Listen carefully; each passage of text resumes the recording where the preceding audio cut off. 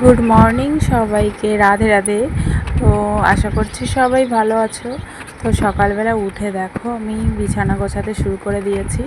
মেয়ে উঠে গেছে ঘুম থেকে, মেয়েকে মা নিয়ে গেছে বাইরে, আর আমি এদিকে বিছানা গোছাচ্ছি। দেখো আমি অবশ্য এইখানে এসে অতটাও কাজ করি না, আমার বোনই করে বেশিরভাগ। তো আমার বোনের আজকে পড়া আছে, ওই জন্য আজকে আমি করছি। তো অনেক দিন এসে একটু বিশ্রাম নিলাম।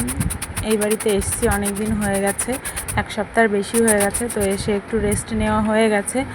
এখন ভাবছি যে সবাই তো কাজ করে খায়, তো শাশুড়িদের যেহেতু করে খাওয়াতে পারি, তো মাকে কেন করে খাওয়াবো না। কদিন তো বসে শুয়ে অনেক রেস্ট নিয়ে ফেলেছি, ওই জন্য ভাবলাম যে নিজের কাজটা নিজে করাই ভালো। তো মা উঠে যায় ভোর 4টের সময়। উঠে আমার মা হাঁটতে যায়, তারপরে হাতের কোনো কাজ থাকলে বিড়ি বাঁধে, তো সেটা করে। তারপর ঘরের কাজটা আছে সেগুলো সারে।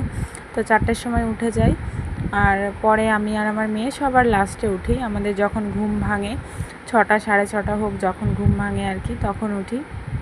তো আজকে একটু তাড়াতাড়ি উঠে পড়েছি, ওই জন্য মেয়েকে নিয়ে গেছে মা বাইরে একটু হাঁটতে, রাস্তার কাছে, যেহেতু আমাদের বাড়ি রাস্তার কাছে নিয়ে গেছে, একটু গাড়ি টাড়ি যাবে দেখবে। আর আমি কাজগুলো সেরে নিচ্ছি। এইখানে দেখো আমার বিছানা গোছানো হয়ে গেছে, আর মেয়ের কিছু জামা কাপড় রয়েছে। আগে কদিন সব কিছুই মা করে দিয়েছে, কিন্তু এখন মাকে বারণ করেছি। আগের দিন মায়ের সঙ্গে একটু ঝগড়া করেছি, বলেছি তোমার কিচ্ছু করতে হবে না, আমার কাজ যেটুকু আছে আমি করে নিতে পারবো। তো মেয়ের জামা কাপড় রয়েছে। দেখো আমার ঘরটা কত অগোছালো রয়েছে। আমার ঘরটা কিন্তু আগে এইরকম থাকতো না কখনোই, সবসময় পরিপাটি করে রাখতাম। 1 hour later. তো চলে এসেছি 1 ঘন্টা বাদে। তো মেয়ের খাবার বানাবো। দেখো স্যারেলাক ফুরিয়ে গেছে, আমি যেহেতু ঘরে স্যারেলাক বানাই, ওই জন্য আমার তো ঘরেই বানাতে হবে। তো ফুরিয়ে গেছে সব জিনিস, তাই জন্য আবার নতুন করে বানিয়ে ফেলছি। দেখো এখানে মাখানা পাওয়া যায় না, তাও একটা পেয়েছি, সেটা দিয়েই বানাচ্ছি। হঠাৎ করে দেখো ঝড় উঠে গেছে, ভীষণ পরিমাণে ঝড় হচ্ছে।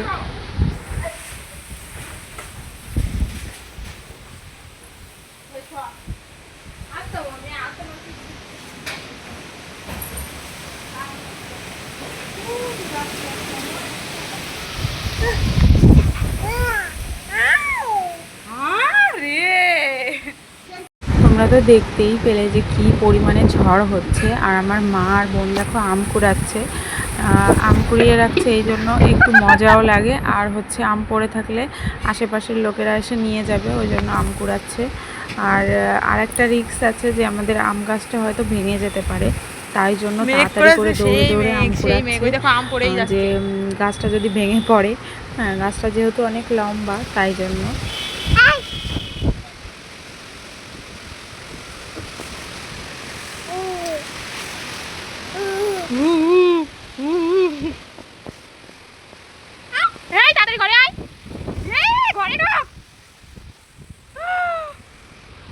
One hour later.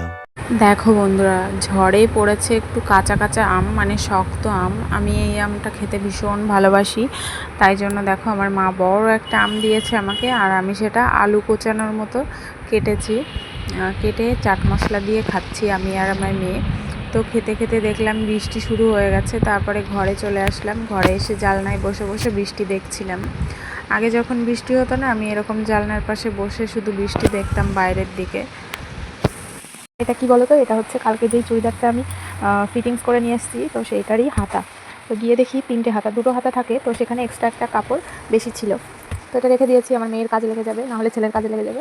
যাই হোক, আর এখানে রয়েছে মেয়ের জামা কাপড়, এগুলো এখন গোছাতে হবে। তো আমি এখন কাজটা সেরে নিই। আর বাইরে ভীষণ বৃষ্টি হচ্ছে, একটু আগে ঝড় হয়েছে, তো এখন হচ্ছে বৃষ্টি। আমি কাজগুলো সেরে নিই, তারপর দেখা করছি। টাটা। 2000 years later.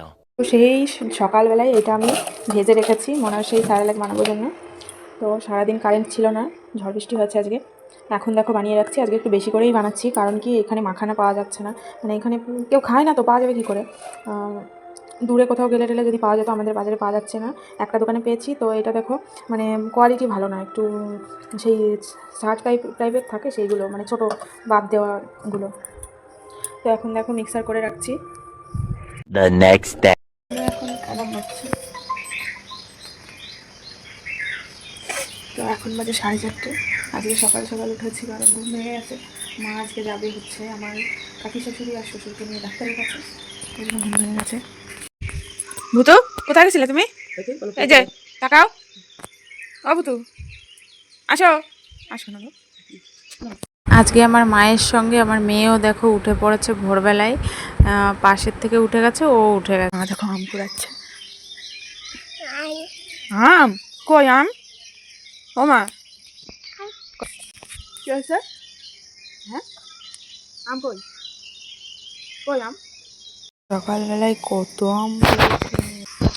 আমার মা এখন উঠোন ঝাড়ু দিচ্ছে, ঝাড়ু দিয়ে রেডি সেডি হবে, তারপর ট্রেন ধরবে। আর আমার তো আজকে ঘুম হয়নি, আমার মেয়ে এখন ঘরে যাবে না, একবার উঠে বাইরে চলে এসছে। মেয়েকে নিয়ে একটু শুয়েছিলাম, তো মেয়ে যেহেতু ঘুমোয়নি আর মাও তাড়াই আছে, তাড়াতাড়ি বের হবে, ওই জন্য আমার বোনের কাছে মেয়েকে দিয়ে দেখো আমি বিছানা গোছাতে চলে আসলাম। তো আমি যে কতদিন মিলে একটা ভিডিও তৈরি করি, একটা ব্লগ, সেটা আমি নিজেও জানি না, তোমরাও হয়তো দেখতে বোর হয়ে যাবে। তো এইখানে দেখো আমার মা রুটি বানাচ্ছে, রুটি আর আলু ভেজে দিয়ে যাচ্ছে, মানে আমরা যেটা খাবো আর কি, আমাদের খাবার। আমার একটা খেয়ে যাবে আর আমাদের জন্য বানিয়ে রেখে যাচ্ছে, আর বাড়ি এসে রান্না করবে। আজকে যেহেতু শুধু রিপোর্ট দেখিয়ে ডেটটা নিয়ে চলে আসবে, ওই জন্য দেরি হবে না আশা করি। তো দেখো আমার মেয়েও বসে পড়েছে, মা গেছে স্নান করতে, আমার মেয়ে এদিকে বোনের কোলে বসে রান্না করছে দেখো। 2000 years later. হ্যালো ফ্রেন্ডস, সবাই কেমন আছো? আশা করছি সবাই ভালো আছো, আর আমিও ভালো আছি, তাই জন্য নিয়ে চলে আসলাম নতুন একটা ভিডিও। তো এখন হয়ে গেছে বিকাল, বিকাল না সন্ধ্যা হতে গেল, 5টা বাজে। এখন জামা কাপড়গুলো তুলতে এসেছি, মা আমার মেয়েকে নিয়ে রাস্তার দিকে গেল, বোন আছে ঘুমিয়ে। তো মা আজকে বাড়িতে ছিল না, মা গেছিলো ডাক্তারের কাছে আমার কাকি শাশুড়ি আর শ্বশুরকে নিয়ে। তো এখন চলে এসছে, তো আমি ভাবলাম আমি জামা কাপড়গুলো তুলে নিই, আমার মেয়ের জামা কাপড়গুলো, তো সেগুলোই তুলতে চলে এসেছি। দেখো এই যে পিছনে দড়িটা টানানো আছে, তো চলো আমি ঘরে নিয়ে যাই, তারপর দেখো ঠিকঠাক। তো ঘরে এসে দেখো আমি আমার মেয়ের মানে যত জামা কাপড় ছিল আমি সবগুলো গোছাতে শুরু করে দিয়েছি। প্রতিদিন এই কাজগুলো আমার বোন করে, কিন্তু আজকে আমার বোনের শরীরটা খারাপ, ওই জন্য মানে আমি শুয়ে থাকতে থাকতে ও সব কাজ করে নেয়। আমি দুপুরবেলায় যখন ঘুমোই মেয়েকে নিয়ে, ও সব কাজ হয়ে যায়। আমার বোন কখনোই বসে থাকে না, এত কাজের মানুষ, সব সময় কাজ করতেই থাকে, আর আমার মাকে তো কিচ্ছু করতে দেয় না। তো বিয়ের আগে আমিও করতাম। এই দেখো আমার ঘরটা গোছানো হয়ে গেছে, এই যে কাঁথাগুলো একটু এলোমেলো রেখেছি, বিকালবেলা একটু পরেই শুতে হবে, ওই জন্য আর অত গোছালাম না। তো আমার খাটটা কি বলবো, আগে না একদম সবসময় টান টান পারফেক্ট থাকতো, তো এখন অবস্থাটা অন্যরকম। এখন দেখো আমার মেয়ে হওয়ার পরে আমিও একটু কুড়ে হয়ে গেছি, কাজ করে আর পেরে দিই না, আর আগের মতো সেই পারফেক্টনেসটা আসে না, জানো তো, মানে কি বলবো। আমার বোন এখন ওইরকম খুঁতখুঁতে হয়েছে, তো এখানেও দেখো এলোমেলো রয়েছে, তাও এখন আর গোছানোর টাইম নেই, আমার কষ্ট হয়ে গেছে এখন। তো তোমাদের সঙ্গে একটু শাড়ির কালেকশন শেয়ার করি। এখানে দেখো আছে, এখানে আছে আমার মেয়ের জামা কাপড়, লাইটটা জ্বালিয়ে দিই। এইখানে আছে শাড়ি সব রকম, এই যে আমার মায়ের শাড়ি আছে, এটা মায়ের শাড়ি, এটাও মায়ের শাড়ি, এটা আমার শাড়ি, এইটাও আমার শাড়ি, এইটা বোনের শাড়ি, এইটা এইটা এইগুলো সব বোনের শাড়ি, এই যে এতগুলো, এইটা আমার মায়ের শাড়ি, এই যে সব এখানে বোনেরই বেশি আছে, এইটা আমার শাড়ি, আমি এখন পরি না, মাই পরে।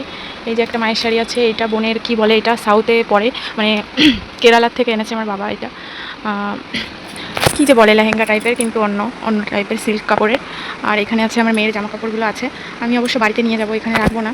এখানে আছে বাবার জামা কাপড় কিছু, আর আমার আছে, বোনের আছে, আমার কম আছে, আমার হয়তো দুটো কি একটা আছে, আমার সায়া ব্লাউজ বেশি আছে এখানে। আমি ভেবেছি এবার সব কিছু বাড়িতে রেখে আসবো, কারণ আমার আলমারিটা পুরোই ফাঁকা আছে, আর এখানে পুরো ভরে গেছে। এখন যেহেতু বোন বড় হয়েছে, বোনের সব জামা কাপড় রাখতে হবে, ওই জন্য আমি ভেবেছি এগুলো সব আমি বাড়িতে নিয়ে যাব। তো আমার নতুন কিছু শাড়ি রয়েছে, মা এনে দিয়েছিল, এই যে আমার একটা চুড়িদার আছে, আর আমার শাড়ি সব এই সাইডে আছে, এই সাইডেরটাই, এই যে এইখানে এই যে যতগুলো শাড়ি দেখতে পাচ্ছ, এখানে সবগুলোই আমার শাড়ি। এই যে আমার বিয়ের বেনারসি, তারপর রিসেপশনের, তারপর আমার সব হ্যান্ডলুমের শাড়ি আছে, এখানটায় সিল্ক শাড়ি আছে, এইখানেও আছে, সব এগুলো সব আমারই, বেশিরভাগই আমারই শাড়ি। এই সাইডটায় এই যে সাদা কিছু শাড়ি আছে, আর এই নিচেরটায় দেখা যাচ্ছে না, কি বলবো, এই নিচেরটায় আছে ব্যাগ, এতক্ষণ আমি খেয়ালই করিনি, দেখা যাচ্ছে না। তো এই যে এখানেও বেশিরভাগ শাড়ি আমার আছে, আর এখানেও আছে, এখানেও আছে, 3টে 4টে আছে, আমি এখন পরি না, মা পরে। আর এখানে সব শাড়িগুলো আমার, এই যে আমার, এটা আমার রিসেপশনের বেনারসি, এটা বিয়ের, লালটা বিয়ের, আর এগুলো হচ্ছে সিল্ক শাড়ি, এই যে আছে একটা কাঞ্জিভারাম।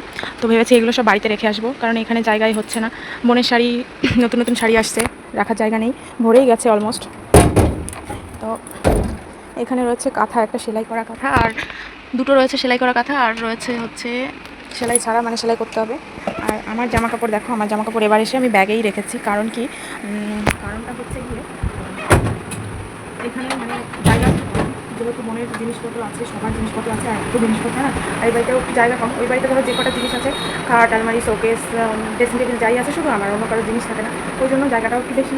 তো ভেবেছি আমাদের জিনিসগুলো বাড়িতে রেখে আসবো, এত জিনিস এখানে রয়েছে, তো ভেবেছি বাড়িতে রেখে দেবো। বাড়িতে যেহেতু ফাঁকাই রয়েছে, তাই জন্য ভেবেছি বাড়িতে রেখে দেবো। তো যাই হোক, অনেক বক করে ফেললাম। আজকের ভিডিওটা কেমন লাগলো অবশ্যই লাইক কমেন্ট শেয়ার করো, কমেন্ট করে অবশ্যই জানিও, আর নতুন থাকলে একটু সাবস্ক্রাইব করে দিও, যাতে সবার আগে ভিডিওটা তোমার কাছে পৌঁছে যায়। তো এখন আমি যাবো আমার মেয়ের কাছে, রাস্তার কাছে বসে আছে, তো পরে দেখা করছি, টাটা।